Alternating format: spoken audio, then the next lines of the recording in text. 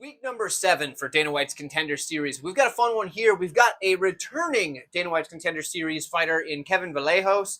He's taken on Teague, who you may remember is famous for in his last matchup, coming through as a big-time underdog that everybody kind of had written off against Austin Lingo. And so Teague, big win on the regional scene. Here he is. He's undefeated at 7-0, 5-0 in the last 5. And he's taking on Kevin Vallejos, who is 13-1 on the career, 4-1 in the last 5. His only loss is that last time out on Contender Series, which at the time, people were like, oh, yeah, maybe Kevin Vallejos is a fraud. But then they realized that guy he lost to is Sean Silva. And I'd say Vallejos probably did better against him than pretty much anybody else in the UFC. So that's pretty good. So Vallejos looked pretty gosh darn good in that loss. So let's give him credit for that. He is shorter. He's 5'7", Vallejos is, and he's going against Teague, who's either 6 foot or 5'10", depending on which regional promotion you're going off of.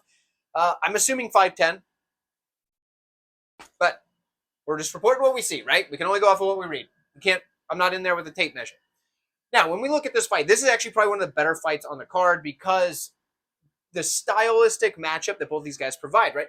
Teague, he's going to be at a striking disadvantage, but not by a ton. It's just different styles. Vallejos is a very pretty striker, extremely fluid. Teague's kind of more gritty, right? Dude's good, a good striker with good volume. He's got kicks to all levels. Absolutely love it. He's got very long, straight punches. Being as tall as he is, that helps. But he does overextend, and he leaves himself open to counter. So sometimes throw that big, heavy cross and just be right there, just wide open to be just cracked upside the head. His striking defense isn't great, but this dude is durable.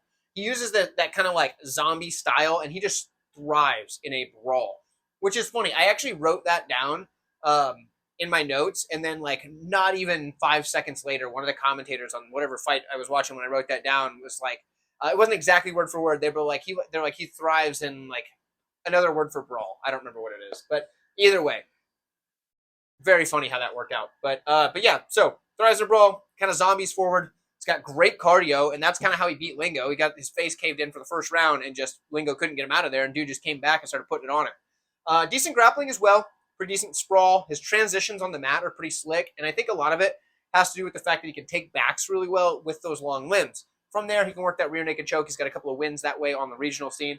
Teague's a pretty good fighter.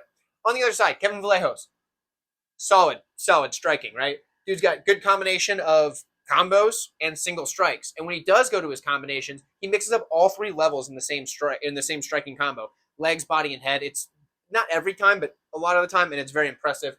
This dude is slick on the feet. His movement's very good. He's very light on the toes. He's got very solid kicks off of either leg, puts out plenty of volume, and he works the body really, really well. He does have decent wrestling, and he can mix in takedowns of his own, but a lot of times he's catching kicks, and that's when he's either using those kicks to either get the takedown or catch the kick and then come through with a heavy cross and do what he needs to do there. Honestly, this matchup is a good, fun fight.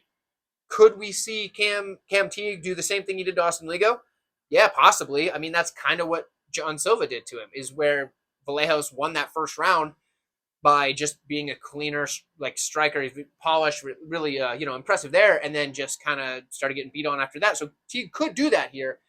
But I think Vallejos used that as a learning experience, and is now going to come back, use that slick striking he has, use those combinations he has to just be the better fighter here. And I think that Kevin Vallejos is going to get this one done, probably by decision, because I can't imagine Teague getting knocked out after some of the shots I've seen this guy take. So we're going Kevin Vallejos. I absolutely love this dude's striking. It's fantastic. Let me know what you guys think in the comments below. And if you've enjoyed this video, do me a solid and like the video while you're down there in the comments. Check out the other videos in this playlist. I do appreciate it, and I will see you over there.